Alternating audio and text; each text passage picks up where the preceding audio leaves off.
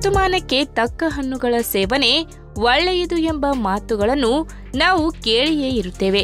ಆದರೆ ಆಯಾ ಕಾಲಕ್ಕೆ ದೊರೆಯುವ ಹಣ್ಣುಗಳಲ್ಲೂ ಕೆಲವೊಮ್ಮೆ ನಾನಾ ಬಣ್ಣ, ರುಚಿ, ಗಾತ್ರಗಳಲ್ಲಿ ಇರುತ್ತವಲ್ಲ, ಯಾವುದನ್ನ ಆಯ್ದುಕೊಳ್ಳುವುದು ಎಂಬ ಗೊಂದಲ ಉಂಟಾಗಬಹುದು.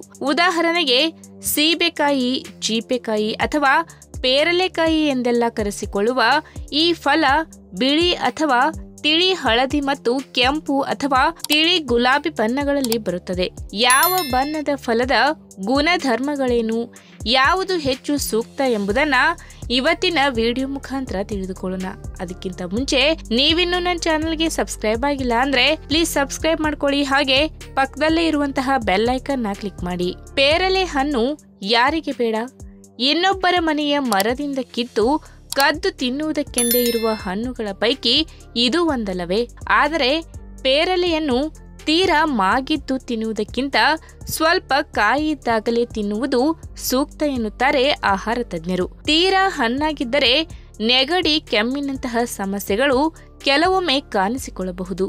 ಸ್ವಲ್ಪ ಸಿಹಿ, ಚೂರು ಹುಳಿ ರುಚಿಯನ್ನ ಹೊಂದಿರುವ ಈ ಫಲ ಕಾಯಿದ್ದಾಗ ಸ್ವಲ್ಪ ಒಗುರು ಇರುವುದಕ್ಕೂ ಸಾಕು. ಪೇರಲೆಯ ಬಣ್ಣ ಯಾವುದೇ ಇರಲಿ, ಈ ಹಣ್ಣಿನಲ್ಲಿ ರಕ್ತದ ಸಕ್ಕರೆ ಅಂಶವನ್ನ ನಿಯಂತ್ರಿಸುವ ಗುಣವಿದೆ. ಹೃದಯದ ಆರೋಗ್ಯಕ್ಕೂ ಒಳ್ಳೆಯದು, ಜೀರ್ಣಾಂಗದ ಆರೋಗ್ಯಕ್ಕೆ ಸಹಕಾರಿಯಾಗಿದೆ.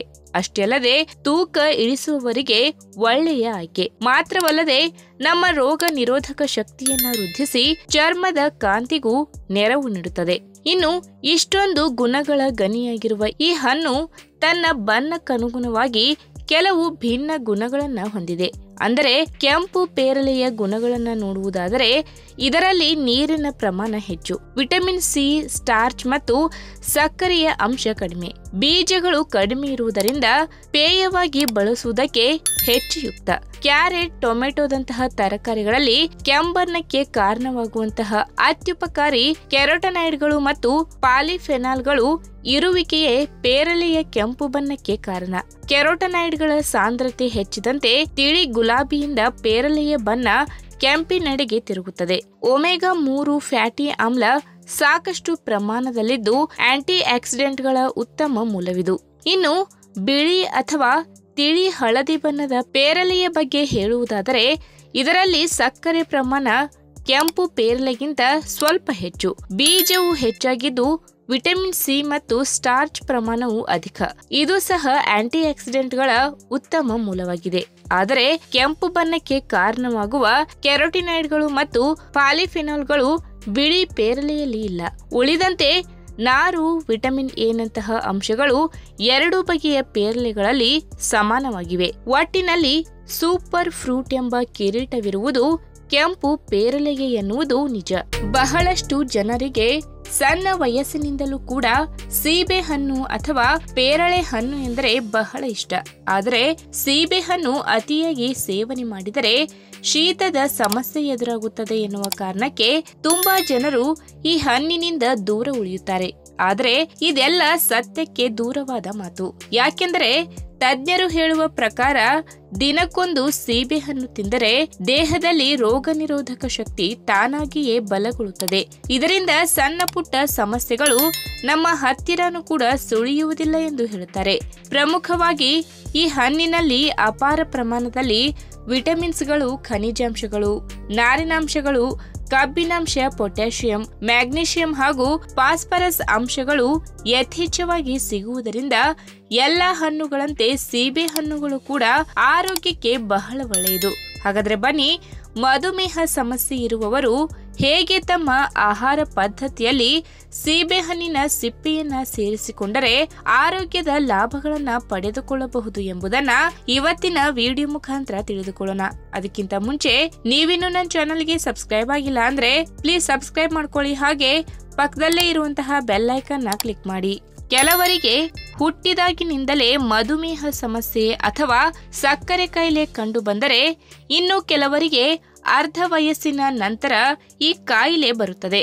ಇದಕ್ಕೆಲ್ಲ ಮುಖ್ಯ ಕಾರಣ ಕೆಟ್ಟ ಜೀವನ ಶೈಲಿ ಹಾಗೂ ಅನಾರೋಗ್ಯಕಾರಿ ಆಹಾರ ಪದ್ಧತಿ. ಆದರೆ ಮನುಷ್ಯನಿಗೆ ಒಮ್ಮೆ ಮಧುಮೇಹ ಸಮಸ್ಯೆ ಬಂದ ಮೇಲೆ ಈ ಕಾಯಿಲೆ ಆತನನ್ನ ಬಿಟ್ಟು ಹೋಗುವ ಮಾತೇ ಇಲ್ಲ.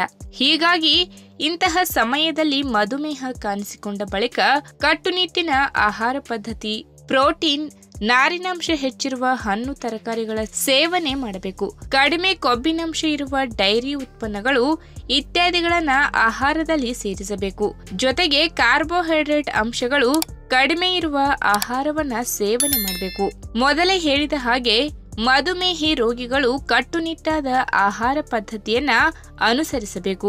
ವೈದ್ಯರು ಕೂಡ ಇದನ್ನೇ ಹೇಳುತ್ತಾರೆ. ಯಾವುದೇ ಕಾರಣಕ್ಕೂ ಕೂಡ ಎಣ್ಣೆ ಅಂಶ, ಜಂಕ್ ಫುಡ್, ಸಿಹಿ ಪದಾರ್ಥಗಳು, ಇದರ ಜೊತೆಗೆ ಕೃತಕ ಸಕ್ಕರೆ ಅಂಶ ಇರುವ ಆಹಾರಗಳನ್ನ ಸೇವನೆ ಮಾಡಲೇಬಾರದು. ಆದಷ್ಟು ಕೆಫಿನ್ ಅಂಶ ಹೆಚ್ಚಿರುವ ಟೀ, ಕಾಫಿ ಕುಡಿಯುವುದರಿಂದ ದೂರ ಇದ್ದರೆ ಒಳ್ಳೆಯದು. ಇಷ್ಟು ಮಾತ್ರವಲ್ಲ, ಕ್ಯಾಲೋರಿ ಅಂಶ ಹೆಚ್ಚಿರುವ ಆಹಾರಗಳಿಂದ ದೂರ ಇರಬೇಕು. ಯಾವುದೇ ಕಾರಣಕ್ಕೂ ಸಿಹಿ ತಿಂಡಿಗಳನ್ನ ಸೇವನೆ ಮಾಡಬಾರದು. ಇನ್ನು ರಾತ್ರಿ ಊಟಕ್ಕೆ ಅನ್ನದ ಬದಲು ಚಪಾತಿ ಸೇವನೆ ಮಾಡಿದರೆ ಒಳ್ಳೆಯದು. ಒಟ್ಟಾರೆಯಾಗಿ ಒಂದೇ ಮಾತಿನಲ್ಲಿ ಹೇಳುವುದಾದರೆ, ಕಾರ್ಬೋಹೈಡ್ರೇಟ್ ಅಂಶಗಳು ಹೆಚ್ಚಿನ ಪ್ರಮಾಣದಲ್ಲಿ ಇರುವ ಆಹಾರಗಳಿಂದ ದೂರ ಇದ್ದರೆ ಒಳ್ಳೆಯದು.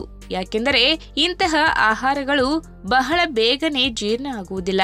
ಇದರಿಂದ ಬಹಳ ಅಲ್ಪ ಸಮಯದಲ್ಲಿ ರಕ್ತದಲ್ಲಿನ ಸಕ್ಕರೆ ಅಂಶ ಏರಿಕೆ ಕಾಣುತ್ತದೆ. ಇನ್ನು ನೈಸರ್ಗಿಕವಾಗಿ ಸಿಗುವ ಹಣ್ಣುಗಳನ್ನು ಅವುಗಳು ಇದ್ದ ರೂಪದಲ್ಲಿ ಸೇವನೆ ಮಾಡುವುದರಿಂದ ಆರೋಗ್ಯಕ್ಕೆ ದುಪ್ಪಟ್ಟು ಪ್ರಯೋಜನಗಳು ಸಿಗುತ್ತವೆ. ಅದರಲ್ಲೂ ತಮ್ಮಲ್ಲಿ ನೈಸರ್ಗಿಕ ಸಿಹಿ ಅಂಶ ಹೊಂದಿರುವ ಕೆಲವೊಂದು ಹಣ್ಣುಗಳನ್ನ ಸಿಪ್ಪೆ ಸಮೇತವಾಗಿ ಸೇವನೆ ಮಾಡುವುದರಿಂದ ರಕ್ತದಲ್ಲಿ ಸಕ್ಕರೆ ಪ್ರಮಾಣ ಏರಿಕೆ ಕಾಣದೆ ಮಧುಮೇಹ ಕಾಯಿಲೆ ನಿಯಂತ್ರಣಕ್ಕೆ ಬರುತ್ತದೆ. ಇದಕ್ಕೊಂದು ಒಳ್ಳೆಯ ಉದಾಹರಣೆ ಎಂದ್ರೆ ಸೀಬೆಹಣ್ಣು. ಹೌದು, ಸೀಬೆಹಣ್ಣಿನ ಸಿಪ್ಪೆಯಲ್ಲಿ ರಕ್ತದಲ್ಲಿ ಸಕ್ಕರೆ ಪ್ರಮಾಣ ಏರಿಕೆಯಾಗದಂತೆ ನೋಡಿಕೊಳ್ಳುವ ಗುಣಗಳು ಇರುವ ಹಾಗೆ ರಕ್ತದ ಕಣಗಳಲ್ಲಿ ಕಂಡುಬರುವ ಕೆಟ್ಟ ಕೊಲೆಸ್ಟ್ರಾಲ್ ಅಂಶಗಳನ್ನ ದೂರ ಮಾಡುವ ಎಲ್ಲ ಆರೋಗ್ಯಕಾರಿ ಗುಣಲಕ್ಷಣಗಳು ಕೂಡ ಈ ಹಣ್ಣಿನಲ್ಲಿ ಸಿಗುತ್ತವೆ. ಇನ್ನು ಸಂಶೋಧನೆಗಳು ಹೇಳುವ ಹಾಗೆ ಸೀಬೆಹಣ್ಣಿನಲ್ಲಿ ನಮ್ಮ ದೇಹದ ಪ್ರಮುಖ ಅಂಗಗಳಲ್ಲಿ ಒಂದಾದ ಲಿವರ್ ಅಥವಾ ಯಕೃತ್ ಭಾಗದ ಆರೋಗ್ಯವನ್ನ ಕಾಪಾಡುವಂತಹ